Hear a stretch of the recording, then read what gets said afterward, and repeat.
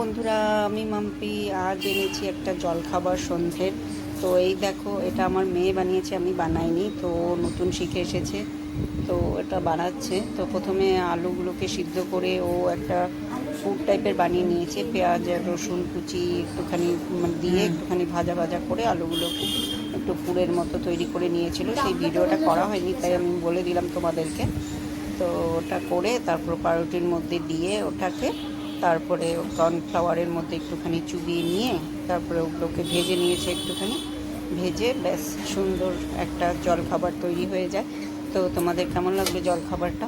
ভালো লেগে থাকলে লাইক কমেন্ট শেয়ার করো, আর আমার চ্যানেলটা সাবস্ক্রাইব করে দিও। আমাদের কিন্তু দারুণ লেগেছিলো, বেশ পেটটাও ভরে যায় একটা খেলেই। মুচমুচে বেশ হয়েছিল, ভালোই লেগেছে মোটামুটি। তো তোমরা করে দেখো একবার।